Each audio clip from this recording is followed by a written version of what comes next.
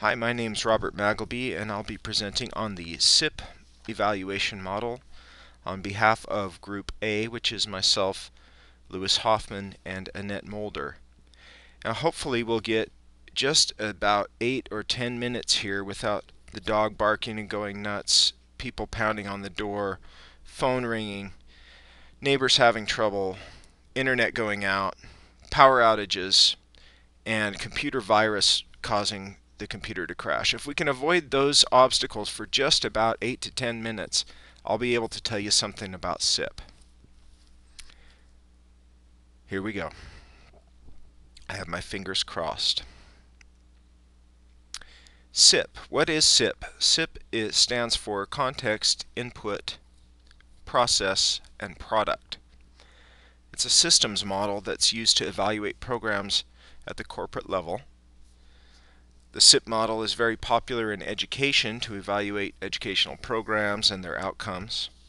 It helps in directing the decision-making process, and it helps to promote accountability through all stages. The CIPP model is used in programs that have long-term goals, so it has some use in planning.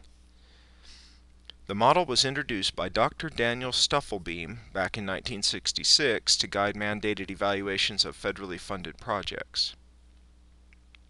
The models that existed at the time were not really sufficient, and so this one was developed. The models at the time were the experimental model, which did not ask the right questions and was not feasible for evaluation on the scale that was required. Standardized tests did not reflect the needs of disadvantaged students, and the feedback from those tests was not timely and not useful for formative feedback. And site visits were not trusted to deliver unbiased findings. And so the CIPP model was developed. The model has been widely adopted and refined since its introduction.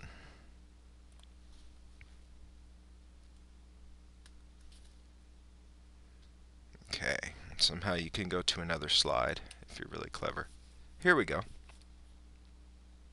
So the CIPP model can be used as a series of steps towards evaluation of a program, or each component of the model can serve as an independent evaluation of the whole program. The first is the context evaluation. This is used to set up the environment that the program is going to be in and to determine the objectives, the needs, and the goals of the program. It describes the environment inside and outside the program and how it affects things. The input evaluation is used to figure out alternative approaches that might be more cost-effective and list the resources that we need for the program. The process evaluation is used to monitor the implementation of the program and to monitor the outcomes and sort of steer the program. The product evaluation is used to access the outcomes to meeting the objectives of the program by documenting the successes and the strengths. So the basic systems model is input, process, output. And Stufflebeam added context, meaning the environment inside and outside the system that affects the system. For the sake of saving a syllable, he changed the output to product, so we don't have to say CIPO, we can say CIPP.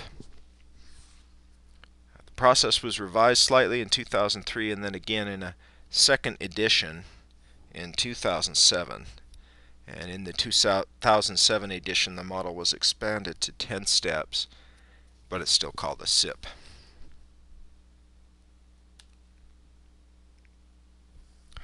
So there's two ways of using CIPP in a program: the formative questions and summative questions are used to improve the program. So formative questions are used to improve the program before being implemented. So according to Dr. Stufflebeam, some of the suggested questions you'd ask in the formative stage would be: what needs to be done? How should it be done? Is it being done? And is it succeeding? Summative questions are used to determine the effectiveness, the worth, or the merit, and they're used for accountability. Dr. Stufflebeam suggested asking the following questions in this summative stage. Were the important needs met? Was there a defensible design employed? Was the design well executed? Did the effort succeed? And by the way, the idea of formative and summative questions was coined by Michael Scriven in the late 1960s.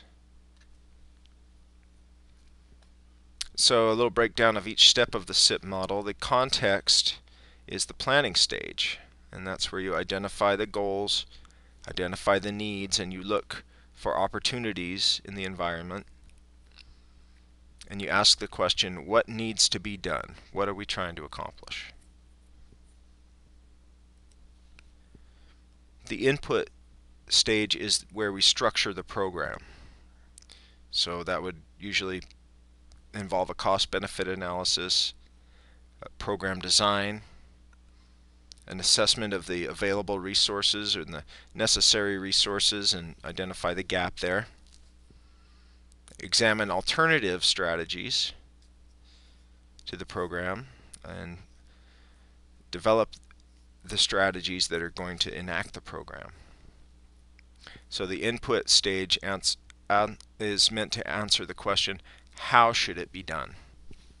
How do we get the goals accomplished? The process stage, the third stage of the CIPP model, is where you implement the program. So you implement the program and monitor the progress of the program, guiding it, tweaking it as necessary. In the process stage, you hopefully will get some feedback and you can do formative evaluations of your program while it's being implemented. And as it's being implemented, you need to ensure that the legal and ethical guidelines are being followed, and then interpret the outcomes that we're seeing as they come in, trying to answer the question, is it being done? The product stage of the CIPP evaluation is where we do the summative evaluation. So that might involve another cost-benefit analysis, retrospective to compare to the initial cost-benefit analysis. And it's about assessing the outcomes. So putting name and numbers to what we are getting out of the program. The product stage is a good time to document and promote the successes. So notice where we're succeeding and provide documentation of that. And the same, identify failures in the implementation. So identify mistakes or failures that were made. So the product stage of the CIPP evaluation is meant to answer the question, is it succeeding? So the corresponding summative questions that you would ask in the product stage are, were the needs addressed? Was a defensible design employed? So was the model any good? Was the design well executed? And did the effort succeed?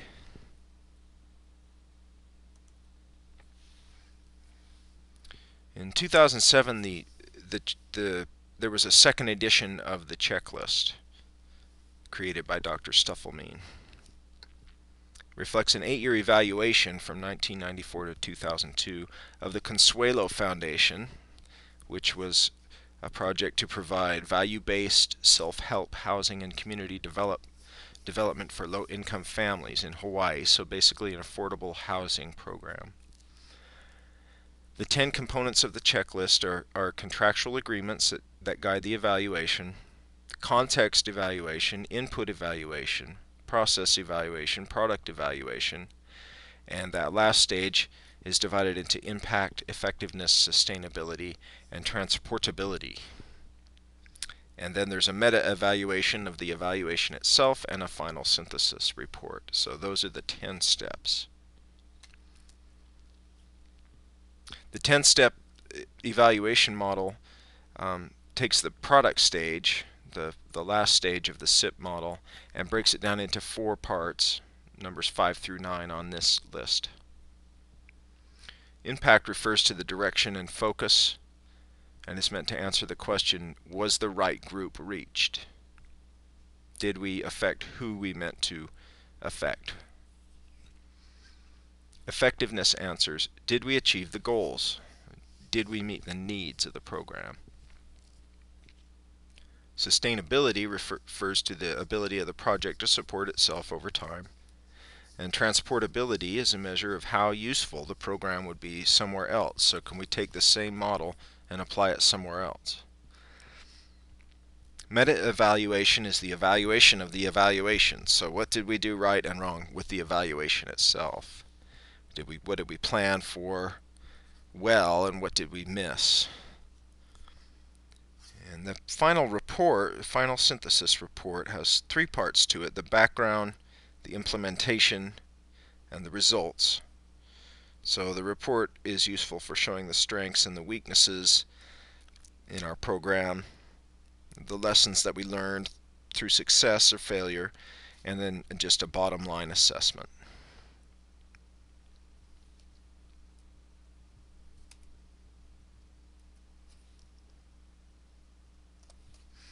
And that completes my presentation on the CIPP evaluation model.